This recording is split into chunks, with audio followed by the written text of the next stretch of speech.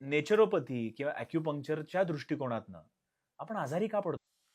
अक्युपंक्चर, naturopathy हे एक eastern science ह्याला आपण म्हणतो, हम्म. ज्याच्यामध्ये आपल्याला पंचतत्वाला किंवा बॉडीला नुसतंच एक केमिकल ऑर्गॅनिझम न बघता त्याला फिजिकल, इमोशनल आणि मेंटल प्लेनवरती आपल्याला जर हील करायचं असेल तर त्याला त्याची एन्व्हायरमेंट कुठली, त्याचे मानसिक रोग कुठले, हम्म. त्याचे फिजिकल रोग कुठले आणि इमोशनल त्याचं काही बॅकलॉग आहे का हे बघावं लागतं. हम्म. आता रोग म्हणजे आपण कसं म्हणतो ना, ट्युनिंग जातं. जसं रेडिओची फ्रिक्वेन्सी आपल्याला ट्यून करावी लागते तशी बॉडीची पण फ्रिक्वेन्सी आहे. तर आपण म्हणतो ना की हा असुरी पद्धतीचा आहे, तर कुठंतरी सूर गेलेला आहे. हम्म.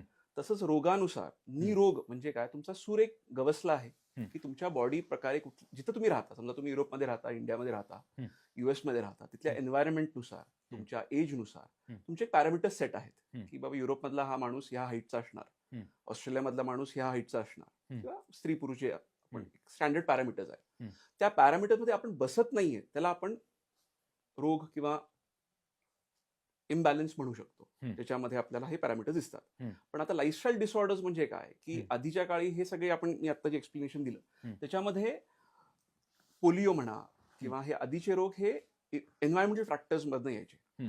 मॉडर्न मेडिसिनमुळे हे बऱ्यापैकी रोग साईडला झालेले आहेत. आपली लोकांची जगण्याची एज वाढलेला आहे. हो, त्यामुळं ओल्ड एज हे आधीच्या काळी खूप त्रासदायक होतं. आताच्या काळी आपण खूप चांगले जिरियाट्रिक केअर आपण म्हणतो ते अवेलेबल आहे. त्यामुळे आपली लाईफ एक्सपेक्टन्सी वाढलेली आहे. त्याबरोबरीनं प्रेशर वाढलेलं आहे, म्हणजे स्ट्रेस वाढलेला आहे. We want to achieve many things.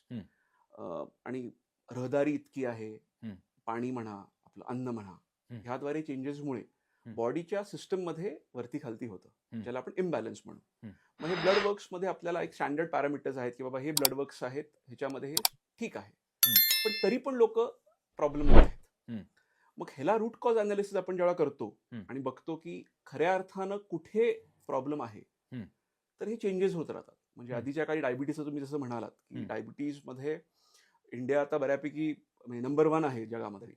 तर आपल्याकडे कार्ब बेस्ड डाएट जास्त आहे, म्हणजे आपण बऱ्यापैकी कार्ब्स खातो. So one of the easiest would be to reverse certain things, increase your protein and fats and reduce carbs. हा एक सिम्पल फंडा झाला. आता हे माहिती जरी असलं तरी आपण ते करत नाही. म्हणून आपण लाईफस्टाईल एक फिजिशियन बघतो आणि ह्या मोडॅलिटीज बरोबर आपण जर दुर्लक्ष केलं तर हे प्रॉब्लेम्स वाढत जातात.